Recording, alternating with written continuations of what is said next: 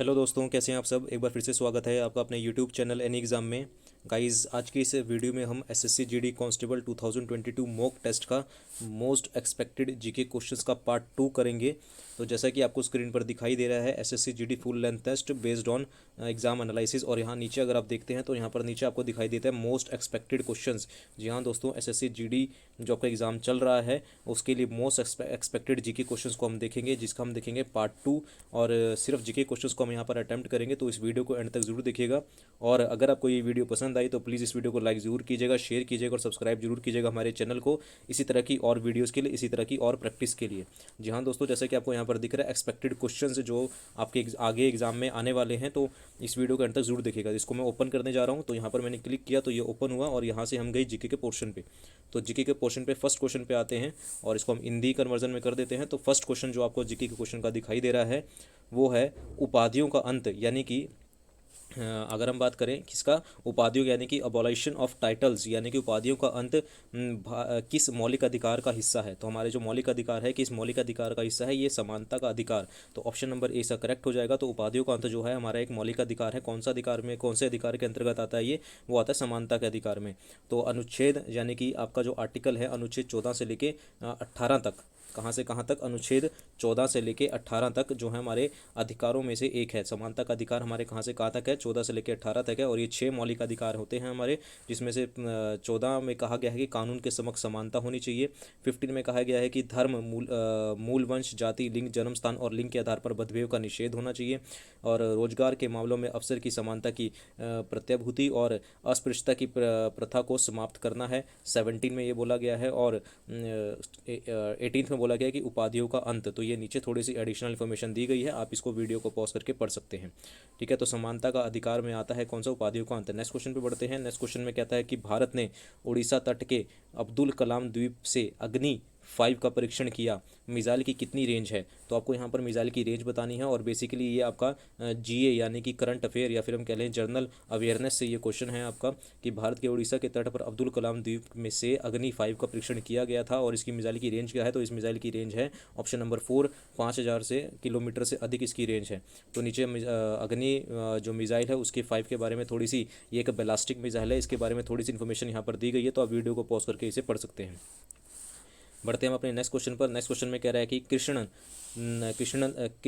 नट्टम निम्न में से किस राज्य का प्रसिद्ध नृत्य है। तो कृष्ण नट्टम निम्न में से किस राज्य का प्रसिद्ध नृत्य है। तो इसका सही आंसर हो जाएगा ऑप्शन नंबर 4, केरल राज्य का। तो कृष्ण नट्टम जो है वो किस राज्य का प्रसिद्ध नृत्य है, ये एक नृत्य है, एक डांस फॉर्म है, किस कौन से राज्य की, केरल राज्य की। और नीचे जो है कृष्ण नट्टम के बारे में थोड़ी सी इन्फॉर्मेशन यहाँ पर दी गई है, आप वीडियो को पॉज करके पढ़ सकते हैं। और जैसे आंध्र प्रदेश का कुचिपुड़ी, यक्षगान कर्नाटका का है, और तमिलनाडु का कुम्मी तमिलनाडु में ग्राम नृत्य सबसे महत्वपूर्ण प्राचीन रूपों में से एक है। तो ये वीडियो को पॉज करके आप एडिशनल इन्फॉर्मेशन को पढ़ सकते हैं। और साथ ही साथ आपको यहाँ पर ये भी बताया जा रहा है कि कितने % लोगों ने इसका सही आंसर किया है। तो 29% लोगों ने इसका सही आंसर किया है सिर्फ। तो ऑप्शन नंबर 4 इसका करेक्ट हो जाएगा। नेक्स्ट क्वेश्चन पे बढ़ते हैं। कहता है कि नुआखाई उत्सव भारत के किस राज्य में मनाया जाता है। तो नुआखाई उत्सव भारत के किस राज्य में मनाया जाता है। तो ये मनाया जाता है कौन से राज्य में। तो नुआखाई उत्सव जो है वो भारत के उड़ीसा राज्य में मनाया जाता है। ऑप्शन नंबर 3 इसका करेक्ट हो जाएगा। और सिर्फ 57% लोगों ने इसका सही आंसर किया है। ठीक है ना। तो नुआखाई जो उत्सव है वो कौन से राज्य में मनाया जाता है, उड़ीसा राज्य में मनाया जाता है। और ये नीचे उड़ीसा के बारे में और नुआखाई के बारे में छोटी सी इन्फॉर्मेशन नीचे दी रखी है, आप वीडियो को पॉज करके इसे आराम से पढ़ सकते हैं। नेक्स्ट क्वेश्चन पे आते हैं। कहता है कि ब्लू बेबी सिंड्रोम एक बीमारी है जो निम्न में से किसकी वजह से होता है। तो ब्लू बेबी जो सिंड्रोम है निम्न में से किसकी वजह से होता है, वो होता है नाइट्रेटस की वजह से। ऑप्शन नंबर बी इसका करेक्ट हो जाएगा। और सिर्फ 22% लोगों ने इसका सही आंसर किया है। तो नाइट्रेटस की वजह से क्या होता है, ब्लू बेबी सिंड्रोम होता है। ऑप्शन नंबर बी करेक्ट हो जाएगा। ब्लू बेबी सिंड्रोम के बारे में छोटी सी इन्फॉर्मेशन नीचे दी गई है, आप वीडियो को पॉज करके इसे आराम से पढ़ सकते हैं। नेक्स्ट क्वेश्चन पे आते हैं। कहता है कि बाजार की कीमतों पर एनएनपी प्लस हास्व माइनस में शुद्ध अप्रत्यक्ष कर बराबर है। या फिर अगर हमें इंग्लिश में पढ़ें तो इंग्लिश में ज़्यादा समझ आएगा कि एनएनपी एंड मार्केट प्राइस और प्लस डेप्रिसिएशन माइनस में net interest taxes is equal to. तो बाजार की कीमतों पर एनएनपी हास्व यानी कि डेप्रिसिएशन माइनस में शुद्ध यानी कि नेट अप्रत्यक्ष यानी कि इनडायरेक्ट टैक्सेस पर बराबर है। तो क्या होता है ये, ऑप्शन नंबर 3 यानी कि साधन लागत पर जीएनपी के बराबर होता है। तो सिर्फ 9% लोगों ने इसका सही आंसर किया। जी हाँ दोस्तों, सिर्फ 9% लोगों ने इसका सही आंसर किया। तो ऑप्शन नंबर सी इसका करेक्ट हो जाएगा। आप वीडियो को पॉज करके ये छोटी सी इन्फॉर्मेशन है इसे पढ़ सकते हैं। नेक्स्ट क्वेश्चन पे आते हैं। कहता है कि 2011 की जनगणना के अनुसार सर्वाधिक महिला साक्षरता वाला राज्य कौन सा है। तो 2011 की जनगणना के अनुसार सर्वाधिक महिला साक्षरता वाला जो राज्य है वो है केरल राज्य। ऑप्शन नंबर 3 इसका करेक्ट हो जाएगा। इसका आंसर दिया है 88% लोगों ने इसका सही आंसर किया है। ठीक है ना, 88% ने इनका क्या कह रहा है, सही आंसर इसका किया है। तो केरल राज्य में सबसे ज़्यादा साक्षरता दर है महिलाओं की। और इसका केरल राज्य के बारे में छोटी इन्फॉर्मेशन है, आप वीडियो को पॉज करके इसे पढ़ सकते हैं। तो आपको साथ में यहाँ भी बता दें कि 2011 की जनगणना देश की 15वीं जनगणना थी। कौन सी? 15वीं थी। और 1881 में यह लागू की गई थी। लॉर्ड मायो के काल में 1872 में हुई थी। भारत की जनगणना जो थी कि शुरुआत लॉर्ड मायो के काल में 1872 में हुई थी, लेकिन 1881 में से लागू की गई थी। ठीक है ना, पहली जनगणना 1872 में लॉर्ड मायो के टाइम पे हुई थी और 1881 में लागू की गई थी। और यह जनगणना जो थी वो श्री सी चंद्रमौली के मार्गदर्शन में आयोजित की गई थी। 2011 की जनगणना का नारा हमारी जनगणना हमारा भविष्य। ये क्वेश्चन आगे आपसे पूछा जा सकता है कि हमारी जनगणना हमारा भविष्य, ये 2011 की जनगणना का क्या है, हमारा नारा है। ठीक है, आगे बात करते हैं। क्वेश्चन नंबर 8 पे कहते हैं कि अफगानिस्तान के साथ भारतीय सीमा की लंबाई कितनी है। तो अफगानिस्तान का जो देश है उसकी भारतीय सीमा की जो लंबाई है, ऑप्शन नंबर बी 106 किलोमीटर की लंबाई है सिर्फ। तो अफगानिस्तान के साथ हमारी जो लंबाई है, बॉर्डर है, वो 106 किलोमीटर का है। नीचे सभी देशों के साथ यहाँ पर लंबाई दी गई है। तो बांग्लादेश, सीमा सुरक्षा बल, ये सब की सारी लंबाई आपको दे रखी है कि पाकिस्तान से, अब पाकिस्तान और बांग्लादेश की इंपॉर्टेंट है। तो बांग्लादेश की जो है 4096 किलोमीटर की है। और इसकी जो है चीन की है 3488 की। और पाकिस्तान के साथ 3310 की किलोमीटर की जो है हमारी वो लंबाई है। ठीक है, तो ये आपको वीडियो को पॉज करके आराम से हमारे साथ पढ़ सकते हैं। नेक्स्ट क्वेश्चन पे आते हैं। नेक्स्ट क्वेश्चन देखते हैं क्या है। कह रहा है कि 500 रुपये के महात्मा गांधी श्रृंखला के नोट पर का रंग कैसा है। ये हमने नोटों का रंग कल किया था। तो 500 रुपये का नोट आप सबने देखा है, उस पर जो महात्मा गांधी की फोटो है वो उसका जो रंग है नोट का वो किस तरीके का है। तो वो एक स्टोन ग्रे है, यानी कि पत्थर के रंग का है थोड़ा सा। तो यहाँ पर फिर से इस इन्फॉर्मेशन आ गई है कि अगर बात करें तो 5 रुपये पे किसकी फ़ोटो है। 5 रुपये पे ट्रैक्टर की फ़ोटो है जो कि हरे रंग नारंगी का है। 10 रुपये पर सूर्य मंदिर कोणार्क है, सूर्य मंदिर की फ़ोटो है। 5 रुपये ट्रैक्टर की है। 10 रुपये पे कोणार्क मंदिर है। 20 रुपये पे एलोरा की गुफाएं हैं। 50 रुपये पे हम्पी की गुफा है। 100 रुपये पे रानी की वाव है। 2000 रुपये आपका सांची का 200 के नोट पर सांची का स्तूप है। 500 पर का लाल किला है। और 2000 पर क्या है, आपका मंगलयान है। ठीक है, तो ये आपको पता होना चाहिए कि कौन से नोट पर किसकी फ़ोटो है। और 500 रुपये के नोट का जो रंग है वो स्टोन ग्रे है। और अगर 2000 के नोट की बात करें तो इसका रंग कैसा है, मैजेंटा है। ठीक है, तो ये भी आपको पता होना चाहिए। नेक्स्ट क्वेश्चन पे आते हैं। नेक्स्ट क्वेश्चन देखते हैं क्या है। कह रहा है कि संसद ने किस संवैधानिक संशोधन अधिनियम द्वारा दल बदल विरोधी कानून पारित किया था। तो कौन सा संविधान संशोधन किया था जिसमें दल बदल की जो नीति थी उसे विरोधी कानून जो था वो पारित किया गया था। तो इसका सही आंसर हो जाएगा ऑप्शन नंबर बी, यानी कि 52वां संविधान संशोधन था जिसमें दल बदल कानून के विरोधी जो था कानून वो आया था। ठीक है, और जैसे दल बदल विरोधी कानून 1985 में संसद द्वारा पारित किया गया था और तथा 2002 में इसे लागू किया था। तो आपसे ये भी पूछा जा सकता है कि दल बदल जो विरोधी कानून है वो कब लागू किया गया था। 2002 में इसे लागू किया गया था। और ये कौन सी सूची में आता है, ये 10वीं अनुसूची में आता है। और दल विरोधी कानून और ये 52वां संविधान संशोधन था। ठीक है, तो थोड़ी सी इन्फॉर्मेशन ये दे रखी है, आप इसे वीडियो को पॉज करके पढ़ सकते हैं। नेक्स्ट क्वेश्चन पे आते हैं। कहता है कि दी गई अभिक्रिया निम्नलिखित में से किस विकल्प का उदाहरण है। CuSO4 + Zn gives Cu + ZnSO4। तो ये किसकी क्रिया है, ये है आपके पास इसका एक्चुअली मेरे को भी नहीं पता है, तो लेकिन हम इस पर थोड़ा सा गैस मार लेते हैं कि क्या है इसका। तो ये है आपके पास धातु विस्थापन, सॉरी माफ़ कीजिएगा, ये है आपके पास ऑप्शन नंबर ए, धातु विस्थापन अभिक्रिया है। तो इसका सही आंसर क्या हो जाएगा, ऑप्शन नंबर ए, यानी कि सिर्फ 31% लोगों ने इसका सही आंसर किया। तो धातु विस्थापन अभिक्रिया है ऑप्शन ने। थोड़ी सी इन्फॉर्मेशन यहाँ एडिशनल इन्फॉर्मेशन दे रखी है, वीडियो को पॉज करके इसे आराम से पढ़ सकते हैं। नेक्स्ट क्वेश्चन पे आते हैं। कहता है कि भारत नवाचार सूचकांक रिपोर्ट यानी कि इनोवेशन इंडेक्स 2022 में किसके द्वारा जारी किया गया था। तो भारत नवाचार यानी कि नवाचार का मतलब होता है इनोवेशन इंडेक्स जो है वो किसके द्वारा जारी किया जाता है। इनोवेशन इंडेक्स नवाचार सूचकांक रिपोर्ट 2022 किसने लागू की है, वो है नीति आयोग। ऑप्शन नंबर 3 इसका करेक्ट हो जाएगा। तो कहते हैं नवाचार सूचकांक यानी कि इनोवेशन इंडेक्स जो है ये किसने जारी किया, नीति आयोग ने। और इस पर जो शीर्ष पर रहा है, कौन सा राज्य रहा है, कर्नाटक राज्य इस पर शीर्ष पर रहा है। नीति आयोग इसे जारी करता है नवांक। और सबसे अगर हम पहली 3 स्टेट की बात करें तो सबसे ऊपर कौन है, कर्नाटक। 3 नंबर पे है तेलंगाना और 3rd नंबर पे है कौन, अपना हरियाणा। ठीक है, बढ़ते हैं नेक्स्ट क्वेश्चन पर। नेक्स्ट क्वेश्चन देखते हैं क्या है। भारत का नेपोलियन किसे कहा जाता है। तो भारत का नेपोलियन बोला जाता है किसे, समुद्रगुप्त को। ऑप्शन नंबर डी इसका करेक्ट हो जाएगा। 87% लोगों ने इसका सही आंसर किया है। तो समुद्रगुप्त को भारत का नेपोलियन कहा जाता है। ठीक है ना।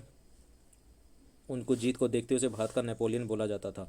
तो इसके ये वीडियो को पॉज करके थोड़ी सी इन्फॉर्मेशन है, आप वीडियो को पॉज करके इसे पढ़ सकते हैं। नेक्स्ट क्वेश्चन पे बढ़ते हैं। कहता है कि स्विट्जरलैंड पर्यटन ने भारतीय यात्रियों को देश में स्थानों को प्रदर्शित करने और बढ़ावा देने के लिए डैश को अपना मैत्री राजदूत नियुक्त किया है। तो स्विट्जरलैंड पर्यटन ने भारतीय यात्रियों को देश में स्थानों को प्रदर्शित करने और बढ़ावा देने के लिए किसको अपना मैत्री राजदूत नियुक्त किया गया? तो वो किया गया है किसे? Neeraj Chopra. Option number B इसका करेक्ट हो जाएगा। और ये क्वेश्चन आपका करंट अफेयर से है या जनरल अवेयरनेस से है, ठीक है। मैं नीरज चोपड़ा को ये अपना मैत्री राजदूत नियुक्त किया गया है। तो नीचे छोटी सी इन्फॉर्मेशन है, आप वीडियो को पॉज करके इसे पढ़ सकते हैं। नेक्स्ट क्वेश्चन पे आते हैं। कहता है कि पानीपत की लड़ाई में इब्राहिम लोदी डैश से हार गया था। तो पानीपत की लड़ाई में इब्राहिम लोदी किससे हार गया था? तो ये हार गया था किससे? बाबर से। पानीपत की लड़ाई इब्राहिम लोदी और बाबर के बीच में हुई थी और बाबर जो था वो जीत गया था, इब्राहिम लोदी हार गए थे। तो ये लड़ाई कब हुई थी? पानीपत की लड़ाई 20 अप्रैल 1526 को बाबर और लोदी वंश के बीच में हुई थी। 1526 में 22 अप्रैल को। इसमें कौन हार गया था? इसमें इब्राहिम लोदी हार गया था और बाबर जीत गया था। तो छोटी सी इन्फॉर्मेशन यहाँ पर नीचे दी गई है, आप वीडियो को पॉज करके इसे आराम से पढ़ सकते हैं, ठीक है। यहाँ पर दे रखा है कि ये नीचे लड़ाइयाँ दे रखी हैं, कौन जीता कौन हारा। तो ये वीडियो को पॉज करके आराम से पढ़ सकते हैं इसे। नेक्स्ट क्वेश्चन पे आते हैं। नेक्स्ट क्वेश्चन देखते हैं। कहता है क्या है कि हीराकुंड बांध किस नदी पर स्थित है? तो हीराकुंड बांध आपका ऑप्शन नंबर बी महानदी पर स्थित है। तो हीराकुंड बांध कौन सी नदी पर? ये आपको हीराकुंड की फोटो दिखा रखी है। तो हीराकुंड बांध जो है वो महानदी पर स्थित है। और हीराकुंड बांध उड़ीसा के संबलपुर शहर में। कहाँ पर है ये? उड़ीसा में है, संबलपुर शहर में। और संबलपुर को उड़ीसा का चावल का कटोरा कहा जाता है। तो ध्यान रखेंगे कि हीराकुंड बांध महानदी पर है और उड़ीसा के कौन से शहर में? संबलपुर शहर में है। और संबलपुर को उड़ीसा का चावल का कटोरा कहा जाता है। यह भारत की आज़ादी के बाद शुरू हुई पहल थी और इसका संचालन 1957 में हुआ था। कुछ नीचे यहाँ पर दे रखा है। भारत के सबसे ऊंचे बांध की अगर आप बात करोगे तो भारत का सबसे ऊंचा बांध कौन सा है? टिहरी बांध है, जो कि उत्तराखंड में है, भागीरथी नदी पर। टिहरी बांध सबसे ऊंचा बांध है, उत्तराखंड में है। कौन सी? भागीरथी नदी पर। भारत का सबसे लंबा बांध वो है हीराकुंड बांध है। लंबा की बात करेंगे तो लेंथ में जो लंबा है, ऊंचाई पर सबसे ज़्यादा टिहरी है, हीराकुंड में है, भागीरथी पे है। लंबाई में हीराकुंड बांध है, उड़ीसा महानदी पर है, जो कि इसकी बात हो रही है, ठीक है ना। और भारत का सबसे पुराना बांध है कलनई बांध, जो कि तमिलनाडु कावेरी पर है। सबसे पुराना है कलनई बांध। बात करते हैं नेक्स्ट क्वेश्चन की। कह रहा है कि विश्व की सबसे ऊंची चोटी माउंट एवरेस्ट डैश के बीच स्थित है। तो विश्व की सबसे ऊंची चोटी किसके बीच स्थित है? ये नेपाल और तिब्बत के बीच स्थित है। ऑप्शन नंबर थर्ड इसका करेक्ट हो जाएगा। तो नेपाल और तिब्बत के बीच पड़ता है कौन सा? हिमालय, यानी कि माउंट एवरेस्ट की चोटी जो पड़ती है वो नेपाल और तिब्बत के बीच पड़ती है, ठीक है ना। तो ये आपके पास नीचे छोटी सी इन्फॉर्मेशन दे रखी है, तो आप वीडियो को पॉज करके इसे पढ़ सकते हैं। जैसा कि यहाँ पर दिया गया है, दूसरी और तीसरी सबसे ऊंची पर्वत चोटी पीओके पाकिस्तान की कश्मीर और भारत में स्थित है। केटू और कंचनजंगा, केटू जिसे आप कंचनजंगा भी कहते हैं, वो भारत में स्थित है। एवरेस्ट पर चढ़ने वाले पहले व्यक्ति कौन थे? एडमंड हिलरी और उनके तिब्बती गाइड तेंजिंग नॉर्गे थे। तो सबसे एवरेस्ट पर चढ़ने वाले सबसे पहले व्यक्ति कौन थे?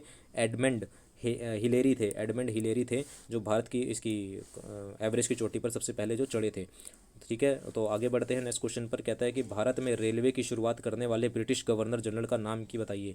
तो भारत में रेलवे की शुरुआत करने वाले ब्रिटिश गवर्नर जनरल कौन थे? वो थे लॉर्ड डलहौजी। डलहौजी जो थे उन्होंने भारत में रेलवे की शुरुआत करी थी। तो लॉर्ड डलहौजी ब्रिटिश गवर्नर थे जिन्होंने भारत में रेलवे की शुरुआत करी थी। ये भारत के गवर्नर जनरल थे। और कब से कब तक ये गवर्नर जनरल रहे? ये 1848 से लेके 1856 तक भारत के गवर्नर जनरल रहे हैं, ठीक है।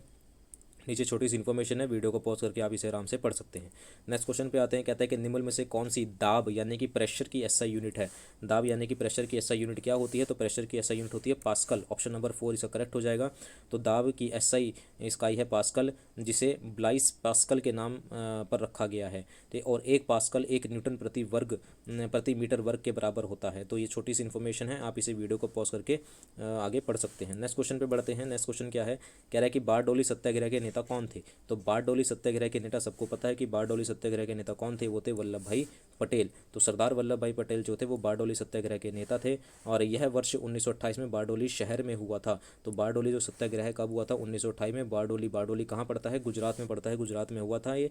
और सरदार वल्लभ भाई पटेल कौन थे? इन्होंने इसको शुरू किया था, जिसके बाद सरदार वल्लभ भाई पटेल को सरदार की उपाधि दी गई थी। ऑप्शन यहाँ पर दिया गया, सरदार की उपाधि कब मिली थी? बारडोली सत्याग्रह के बाद मिली थी, ठीक है। तो ये आपका ये छोटी सी इन्फॉर्मेशन यहाँ पर दे रखी है, तो आप वीडियो को पॉज करके इसके आराम से पढ़ सकते हैं, ठीक है। तो ये थे हमारे पास एसएससी जीडी के 20 इंपॉर्टेंट क्वेश्चंस। ये 20 इंपॉर्टेंट क्वेश्चन थे, जीके के क्वेश्चंस थे, जीके एंड जीए के। तो गाइज़ अगर आपको ये वीडियो पसंद आई हो तो प्लीज़ इसको लाइक ज़रूर कीजिएगा, सब्सक्राइब ज़रूर कीजिएगा हमारे चैनल को, और शेयर तो ज़रूर कीजिएगा, ताकि आपको हम इसी तरह की और वीडियोज़ प्रोवाइड करवाते रहें और आपकी एग्ज़ाम में आपकी हेल्प करते रहें। ठीक है, तो एसएससी जीडी के मोस्ट इंपॉर्टेंट एक्सपेक्टेड क्वेश्चंस थे। मिलते हैं इसी तरीके से नेक्स्ट पार्ट में। अगर आपको और कोई भी तैयारी करनी है, जैसे मैथ, रीजनिंग, जीके, इंग्लिश की अगर आप प्रिपरेशन करना चाहते हैं, इसी तरीके से मोस्ट एक्सपेक्टेड क्वेश्चन करना चाहते हैं, तो आप हमें नीचे क्या करेंगे, कमेंट में बताएंगे, और 20 में से आपके कितने क्वेश्चन सही गए वो भी आप हमें बताएंगे। तो मिलते हैं नेक्स्ट पार्ट में। अभी के लिए इतना ही। Thank you very much.